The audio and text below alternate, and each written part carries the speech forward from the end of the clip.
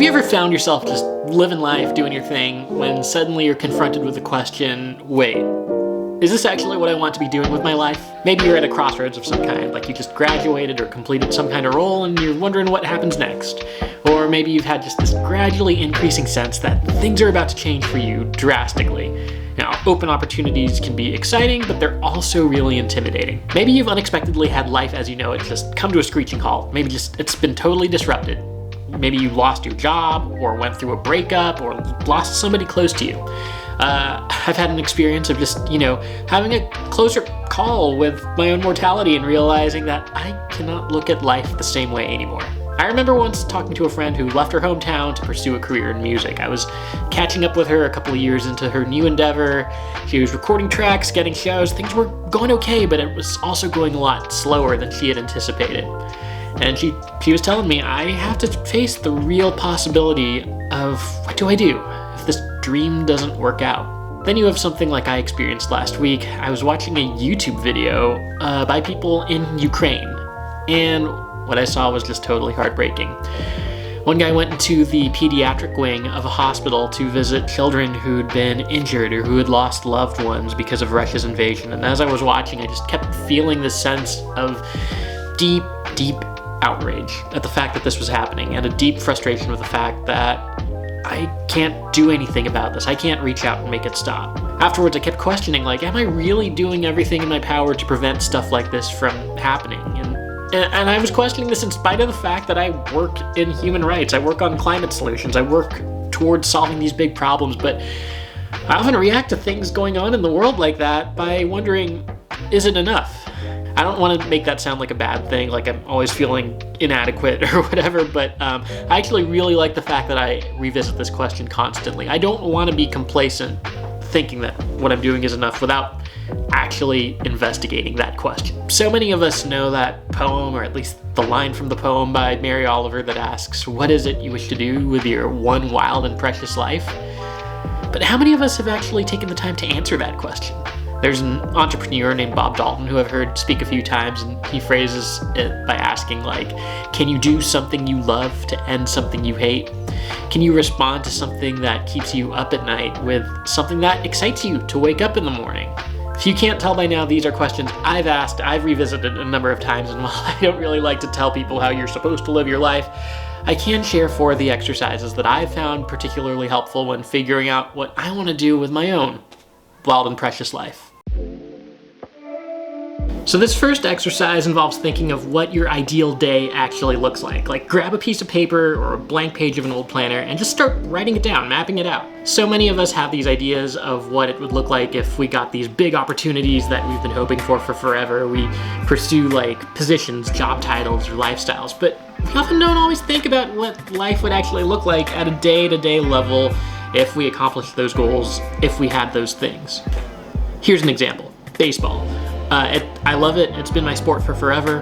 When I entered college, I thought about what it would look like to play at that level. But then I realized that the time commitment it would take to actually, try out for the team, to be on the team, to make all those practices, that would ask so much of me that I would not have much of a college experience outside of that. I realized that while the idea looked good, the day-to-day experience would not be the case, and having that clarity led to what I think was an incredible college experience outside of that. This is important because the day-to-day lived experience of our lives is a lot more important to our happiness than a title or an accomplishment. What if instead of asking ourselves about our dream jobs, we spent more time focused on our dream lives? And not just life in a big picture, but what if we thought about what would a great 24 hours look like? I imagine for me that's starting every day by getting really into some music just to get pumped about the day. Having some quality time with my family, that's a part of every great day, and having a dedicated window of time for being creative, having outlets for this creative energy. The first time I did this exercise and I compared my ideal 24 hours to what an actual typical day in my life looks like, it helped me see that the gap between those two was actually really small, and with some strategic rearrangement, I actually already had everything it took to be living out my ideal 24 hours. So like most people, I'm awake for 16 hours. Actually, that's not very true for this season of my life right now because I have babies, but 16 hours is a great window of time to work with, because you can then divide your day into even 4-hour blocks. I also like to throw in room for a siesta midday. I don't know, I'm just very Mediterranean influenced. Like most people, work accounts for 8 hours, but I divide that time between the more administrative tasks, responding to emails, taking meetings, all that stuff that you gotta do, with going deeper, with creative space to concentrate, to write, to think, and so of those 16 hours, 4 of them go to like admin type work, the things that need to get done, 4 go towards deeper work, creative stuff. After that's done, the next 4 hours are usually like dinner time. That's family time. I like to think of that as the window of my day where I connect, you know? Of course, right now that mostly means family. It means playing with my kids, having a meal together. This might also be the ideal window of time to have somebody over or to just connect, catch up with an old friend. The back 4 hours of my days these days, and this is true for my ideal day, it's just a chance to unwind, a chance to rest. This is where I read or I watch things or just hang out with Deanna and really just feel free from a schedule. You know, I don't like having every minute like assigned to something. I like having that open space, and that's where I know I get it. What I like a lot about this exercise is it made a visible path in between the life I was living and the life I hope to get to, and it made it a little bit more clear how to really get towards that ideal 24 hours. There's a couple variations of this too. You don't just have to do your ideal 24 hours, you can maybe do your ideal week. That would include room for like weekly rituals that might not be captured in a typical day. One I dream of doing in the near future is having a weekly date night with my wife or one of my kids, having like some one-on-one hang time. 3 kids and a wife, so on like a 4-week month, that means like, I don't know, I could make that the thing for Tuesday night, and every Tuesday night I just take one of our kids out, or that's like a special date night between me and Deanna. That's an idea I have, but that's one thing that belongs in my ideal week. You can also do your ideal year. I feel like looking at it from that view is great for factoring things in like bigger adventures or trips or experiences, you know, not the kind that you get every day, but the kind you want to make room for in your life. Here's another exercise that's so simple, you've probably already done it. Asking yourself what you would do if money was just no obstacle. Now be careful with this one, because oftentimes people ask the question and it just makes you start fantasizing what you would do if you were ridiculously wealthy. Like, I would want to own a sports team, because then I would not complain about the sports team so much. I would be able to make the decisions about which players were signing and all that. But this is not that question. See, money being no obstacle and having a ton of money are not the same thing. A lot of people with a lot of wealth oftentimes still find their lives very much dictated by money. In fact, perhaps even more so. At the same time, there are more ways to have the obstacle of money, of funding removed, other than just being wealthy. Let me give you an example. Maybe you have a project that you've always dreamed of working on, and suddenly you find a funder who's interested in funding that project. That's different than just being super wealthy, because it's not your money, but it can be used to further something you dream about having exist in the world. See, for a lot of people, money and survival are so closely interlinked, and you can't really think about what you dream of doing until you answer the question, how am I just gonna make it? How am I gonna make ends meet?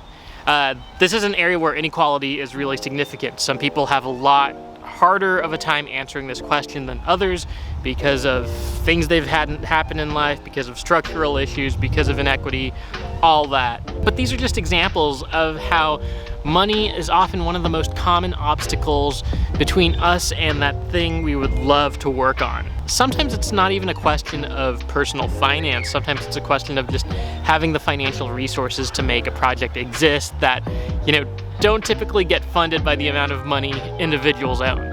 Let me give you an example. One thing that I think would be absolutely fun to work on would be a workplace comedy based on the world of nonprofits and startup social good organizations that I've been a part of for years. Trying to figure out the world of like creating a proper workplace and addressing actual big questions like white saviorism. I feel like a show like what Abbott Elementary is doing for the education system, it would be really fun to do something like that for the nonprofit world.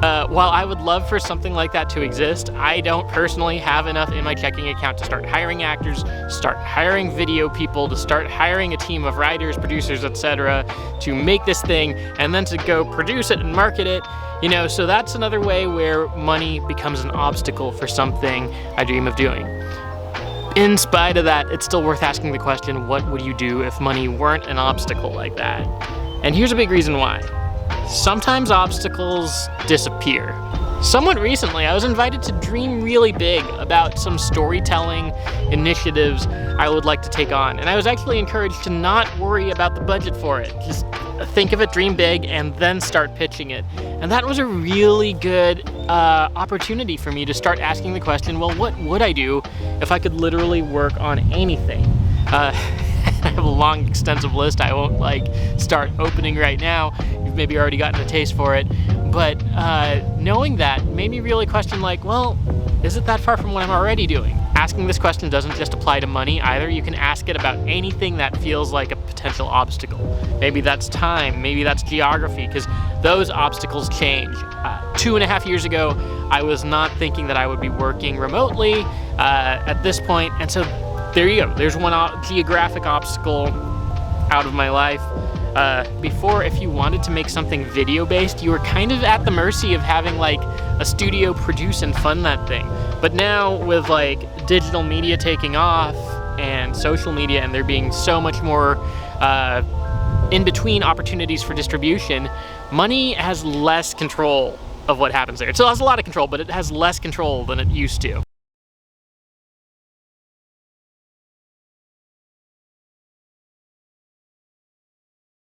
Okay, now let's talk about obituaries. I know, it's uncomfortable, it's a little morbid, and you know what? This practice might not even be for everybody. But if it is for you, then I think this exercise can be really powerful. That's the exercise. It's simple. Write your obituary. Think about what you would want to have said about you when it's all said and done, and then just preempt it. Write it yourself. A while ago, I remember this column went kind of popular. It was written by David Brooks, and it was talking about how people, especially young people, are taught to build the skills that build their resume. And he talked about how this is different than the virtues that make up a person's eulogy. At our funerals, it doesn't really matter if we have experience with Salesforce or Adobe, or if we've spent 10 years in the C-suite position. You know, what matters is, what were we faithful to? What were the bravest things we've ever done? How did you make people feel differently when they were around you? To be totally honest, I have not done this exercise for myself. It's kind of a big one and you just need some space for it. But thinking out loud here, you know, I'd love for mine to have a bit of a playful tone. I just feel like that's my personality. I'd love for it to talk about how I saw life as an adventure, and that I saw the life I built with my family as the biggest adventure. I'd love for my life to be an encouragement to others through all the times where I showed up in spaces and scenarios that seemed daunting or hopeless or outright impossible, and just showed up to live life and to continue to love in spite of health scares and anxiety and even global level catastrophes. You know, I think part of the reason why I have spent large chunks of my life working on things like North Korea or climate change is because I just believe in showing up even in situations that seem hopeless on the surface. Okay, wow, I should probably work on this soon. I know somebody who's done this exercise, who's written out his ideal obituary, and he actually starts every morning, or most mornings, by reading it to himself so he can make sure his day is in alignment with how he wants his life to go. Like I said, this might not be for everybody. I don't think I would end up reading mine every single day, but maybe at least once in a while, or when I was faced with a crossroads with a big decision, checking in with what I want the big picture to look like could be a really, really helpful thing. One more practice I found really, really helpful: curate your moments of clarity. In some ways, I like to think of this as that climactic scene in the movie Soul. Think, what are those moments that just made you feel really, truly alive? What are those moments that made you feel really, really grateful? And how can you put yourself in a position to receive more of those, to create those moments? Heck, if you're sort of a visual processor, you can literally do what they did in Soul and gather things that become a visual representation of this. I don't know, that part's optional, but I think a truly honest portfolio would include both big and small things. For example, travel would be at the core of mine. I feel so extra alive when I'm traveling, when I'm immersed in a new place or a new environment. I feel just like all my senses are turned on, and I'm just like drinking in life at such a deep level. I can kind of think back to being a student and studying abroad in Italy, and that summer of discovering myself while simultaneously discovering the world.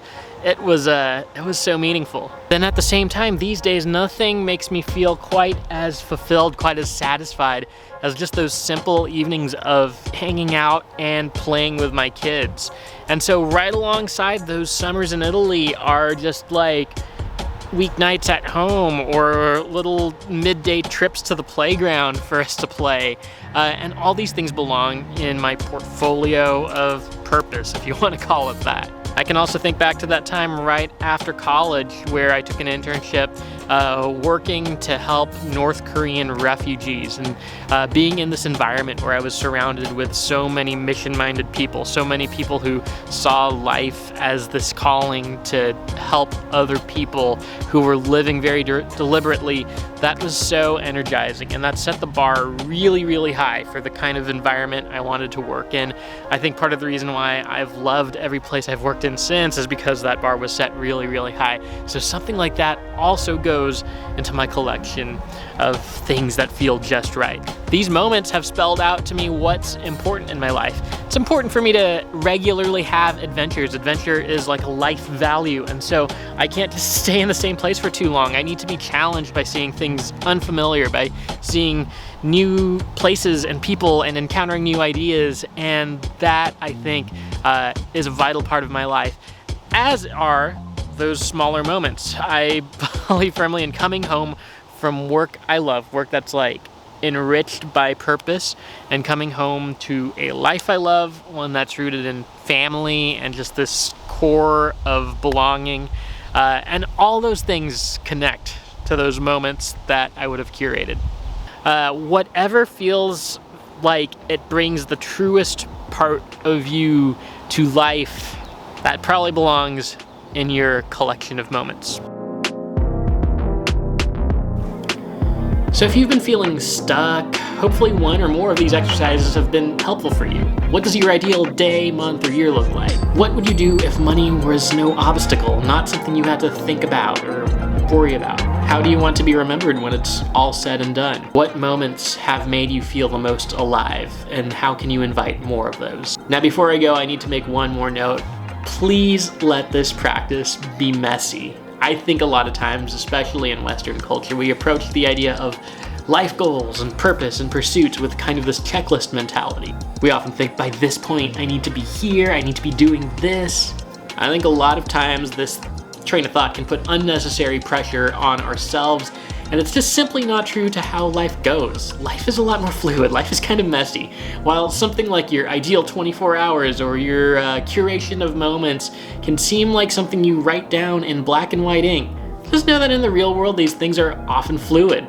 They evolve and change over time, just like we all evolve and change. These exercises are meant for mental clarity. They're not supposed to be another reason you just feel pressure. This is meant to relieve some of that, especially if you're facing a tough choice. The one thing I can't shake is just how amazing it is to be alive. For my whole life, I've been conscious of that. It's miraculous, and I don't say that lightly. Thanks for watching. I hope this was clarifying. If you have any other exercises or practices that you've done that have helped you live with greater clarity or intention or purpose, feel free to share them with me below, and I'll be seeing you soon.